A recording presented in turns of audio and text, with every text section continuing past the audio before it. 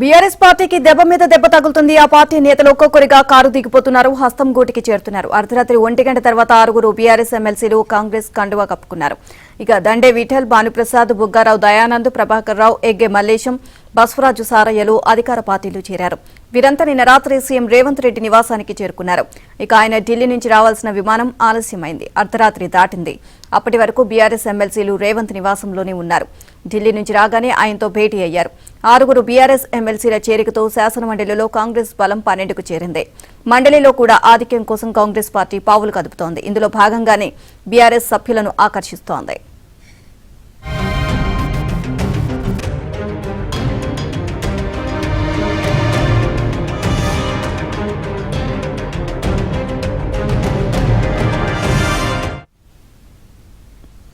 గతంలో రాజకీయ పునరేకీకరణ అంటూ కేసీఆర్ చూపిన బాటలోనే ఇప్పుడు రేవంత్ కూడా పనిచేస్తున్నారు.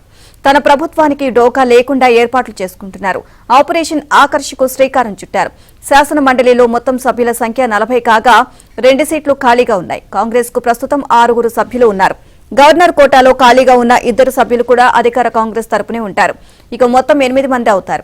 తాజాగా 6 చేరడంతో కాంగ్రెస్ బలం 14కు చేరుతుంది. అవసరమైనప్పుడు వామపక్ష టీచర్ ఎమ్మెల్సీ మద్దతు కూడా కాంగ్రెస్ కే ఉండే అవకాశం ఉంది. ఇక కాంగ్రెస్ కు మరో 5-6 సీట్లు ఉంటే మెజారిటీ దక్కుతుంది. బీజేపీకి 2 సభ్యులు ఉన్నారు. వీరు బీఆర్ఎస్ తో కలిసి పనిచేసే అవకాశం లేదు. అప్పుడు కీలక బిల్లుల విషయంలో రేవంత్ సర్కారుకు ఊరట లభిస్తోంది.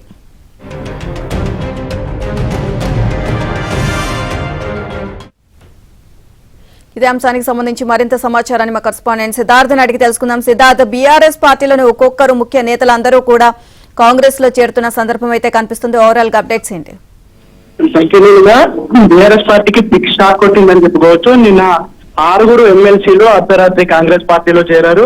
దండే విఠల్, భానుప్రసాద్, బుగ్గారపు దయానంద్, ప్రభాకర్ రావు, ఏగే మల్లేశం, బస్వరాజు సారయ్య ఈ 6 ఎమ్మెల్సీలు ఒకేసారి కాంగ్రెస్ పార్టీలోకి వచ్చారు. చాలా రోజుల నుంచి ఇటు ఎమ్మెల్యేలు ఎమ్మెల్సీలు కాంగ్రెస్ పార్టీలోకి రానున్నారని హస్తం నేతలు చెప్తా ఉన్నారు. ఇక ఈ రోజు అమావాస్య, రేపటి నుంచి ఆషాఢం ఉన్నటువంటి నేపథ్యంలో నిన్న అర్ధరాత్రి ఈ 6 కాంగ్రెస్ పార్టీలో చేరారు. దీంతో మండలిలో కాంగ్రెస్ బలం 6 నుంచి 12కు పెరిగిందని చెప్పుకోవచ్చు. ప్రస్తుతం కాంగ్రెస్ ఎమ్మెల్సీలుగా జీవన్ రెడ్డి, బల్మూరు వెంకట్, మహేష్ కుమార్ గౌడ్, తీన్మర్ మల్లన్న 4 ఉన్నారు. అయితే కాంగ్రెస్ పార్టీలో చేరకపోయినప్పటికీ అసెంబ్లీ ఎన్నికల కంటే ముందే కూచుకుల్ల దామోదర్ రెడ్డి, పట్నం మహేందర్ రెడ్డి కాంగ్రెస్ పార్టీతోనే ట్రావెల్ అవుతున్నారు. ఇక తాజాగా చేరిన 6 ఎమ్మెల్సీలతో కాంగ్రెస్ సంఖ్యాబలం 12కి పెరిగిందని చెప్పుకోవచ్చు. ఏదైనా కీలకమైన బిల్లులు తీసుకొచ్చేటువంటి సందర్భంలో అసెంబ్లీలో అంటే శాసనసభలో మెజార్టీ కాంగ్రెస్ పార్టీకి ఉన్న, మండలిలో కాంగ్రెస్ పార్టీకి కావాల్సినంత మెజార్టీ లేదు. దాంతో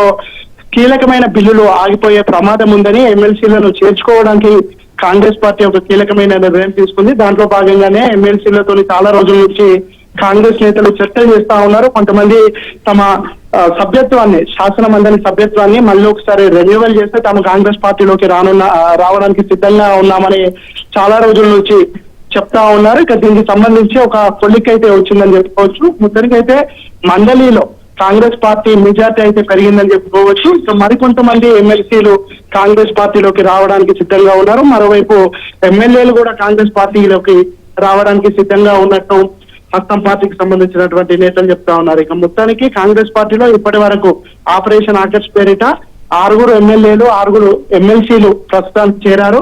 మరికొంతమంది ఖచ్చితంగా చేరే అవకాశం ఉంటుంది. మొత్తానికి అసెంబ్లీ సమావేశాల కంటే ముందే వీళ్ళు అనుకుంటున్నటువంటి టార్గెట్ దాదాపు 80 మంది ఎమ్మెల్యేలు శాసనసభ అసెంబ్లీ సమావేశాల కంటే ముందే 80 మంది ఎమ్మెల్యేలు శాసనసభలో ఉండాలని కాంగ్రెస్ పార్టీ కసరత్తు చేస్తుంది. దాంట్లో భాగంగానే మరికొంతమందితో చర్చలు జరుపుతా ఉంది. ఇక పూర్తిగా ఇటు మండలి, అటు బీఆర్ఎస్ ఎల్పీ 2 ఒకేసారి కాంగ్రెస్ పార్టీలో విలీనమైతే ఎలాంటి లీగల్ ఇష్యూస్ ఉన్నాయి, టెక్నికల్ ఇష్యూస్ ఉన్నాయి, ఎలాంటి ఇబ్బందులు లేకుండా ఉంటుందని హస్తం నేతలు కసరత్తు చేస్తా ఉన్నారు. Thank you Siddharth.